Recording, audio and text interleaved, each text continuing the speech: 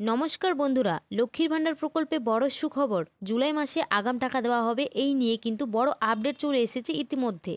জুলাই মাসে আপনারা আগাম টাকা পাবেন লক্ষ্মীর ভাণ্ডার প্রকল্পে। তার থেকে বড় সুসংবাদ রয়েছে, এক ধাক্কায় বৃদ্ধ ভাতা অর্থাৎ বার্ধক্য ভাতায় সরাসরি 700 টাকা করে বেড়ে গেল। তো বন্ধুরা, বাড়ানো হবে নয়, বেড়ে গেল। তো বন্ধুরা, এক ধাক্কায় 700 টাকা বাড়ানো হয়েছে বার্ধক্য ভাতাতে। তো আজকের এই ভিডিওটি আপনাদের জন্য কিন্তু খুবই গুরুত্বপূর্ণ ভিডিও, তাই ভিডিওটি স্কিপ না করে পুরোপুরি দেখবেন, তাহলে কিন্তু বিষয়টি আপনার কাছে ক্লিয়ার হয়ে যাবে। এবার থেকে বার্ধক্য ভাতায় কত টাকা করে পাবেন এবং জুলাই মাসে লক্ষ্মীর ভাণ্ডার প্রকল্পের টাকা কবে পাবেন সেটাও আপনাদের কিন্তু জানাবো। তো চলুন ভিডিওটি শুরু করছি। তো বন্ধুরা, আজকের ভিডিওতে আপনাদের দুইটি টপিক নিয়ে কথা বলতে চলেছি। প্রথমে আপনাদের জানাচ্ছি বার্ধক্য ভাতা, তারপরে লক্ষ্মীর ভাণ্ডার বিষয়ে আপনাদের জানাবো। তো ভিডিওটি শুরু করার আগে বলবো, যদি এই চ্যানেলে আপনি নতুন দর্শক হয়ে থাকেন তাহলে অবশ্যই চ্যানেলটিকে সাবস্ক্রাইব করে পাশে থাকা অল নোটিফিকেশন বেলটি অন করে নেবেন, এই ধরনের গুরুত্বপূর্ণ ভিডিও সবার আগে পাওয়ার জন্য।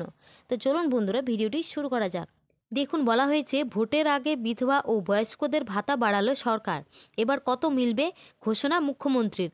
তো এই বিষয়ে মুখ্যমন্ত্রী কি ঘোষণা করেছে চলুন আমরা ভালোভাবে জেনে নিই। বলা হয়েছে, বাংলা হ্যান্ড ডেস্ক শিশু মহিলা থেকে শুরু করে বৃদ্ধ বিধবা নাগরিকদের কল্যাণে মাঝে মধ্যেই নানান পদক্ষেপ নেয় সরকার। এবার যেমন ভোটের আগে রাজ্যের বিধবা মহিলা, প্রবীণ নাগরিক ও বিশেষভাবে সক্ষম নাগরিকদের পেনশন বাড়ানো হলো। শনিবার দুপুরে কথা ঘোষণা করেছেন মুখ্যমন্ত্রী নিজেই। এক ধাক্কায় 700 টাকা বাড়িয়েছে সরকার, অর্থাৎ স্টেট গভর্নমেন্ট।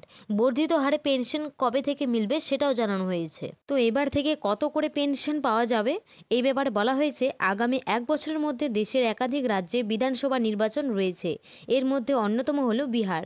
এবার ভোটমুখী এই রাজ্যেই বিধবা মহিলা, প্রবীণ নাগরিক ও বিশেষভাবে সক্ষম নাগরিকদের পেনশন 400 টাকা থেকে বাড়িয়ে 1100 টাকা করা হলো।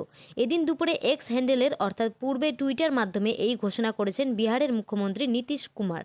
মুখ্যমন্ত্রী এদিন লেখেন, অত্যন্ত আনন্দের সঙ্গে জানাচ্ছি, সামাজিক সুরক্ষা পেনশন যোজনার অধীন সকল প্রবীণ নাগরিক, বিশেষভাবে সক্ষম নাগরিক ও বিধবা মহিলাদের এবার মাসে মাসে 400 টাকার পরিবর্তে 1100 টাকা করে পেনশন দেওয়া হবে।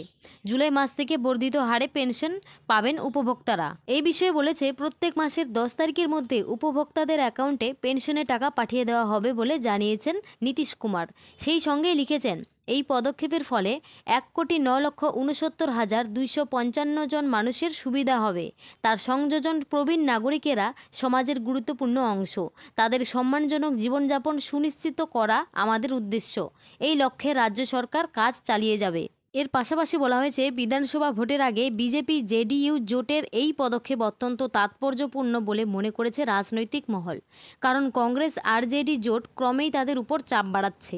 এই পরিস্থিতিতে রাজ্যের প্রবীণ নাগরিক, বিধবা মহিলা ও বিশেষভাবে সক্ষম নাগরিকদের পেনশন বাড়ানোর সিদ্ধান্ত সরকারকে বাড়তি অক্সিজেন যোগাতে পারে বলে মনে করা হচ্ছে। তো বন্ধুরা, এই আর্টিকেল দেখে বা শুনে আপনারা কিন্তু বুঝতে পারলেন, আমাদের রাজ্যে এখনও পর্যন্ত বার্ধক্য, বিধবা ও প্রতিবন্ধী ভাতা কোনো রকম টাকা বৃদ্ধি করা হয়নি।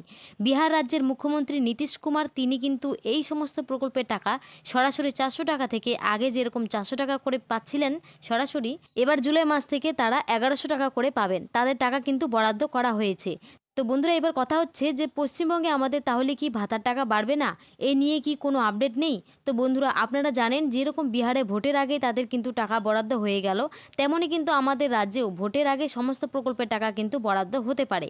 এমনটাই কিন্তু জল্পনা ইতিমধ্যে শীর্ষ মহল থেকে শোনা যাচ্ছে টাকা বরাদ্দের ব্যাপারে। তো বন্ধুরা, এবার কথা হচ্ছে যে লক্ষ্মীর ভাণ্ডার প্রকল্পের টাকা জুলাই মাসে কবে থেকে দেওয়া হবে, আগাম দেওয়া হবে, এই বিষয়ে কিন্তু জানিয়েছে রাজ্য সরকার। লক্ষ্মীর ভাণ্ডার প্রকল্পের টাকা জুলাই মাসে 3 তারিখ থেকে আপনাদের অ্যাকাউন্টে দেওয়া শুরু করবে, এমনটাই কিন্তু আপডেট জানা গেছে। তো বন্ধুরা, এই ছিল আজকের আপডেট। যদি আপনাদের ভিডিওটি ভালো লেগে থাকে তাহলে অবশ্যই একটি লাইক এবং সাবস্ক্রাইব করে পাশে থাকবেন। ধন্যবাদ সবাইকে।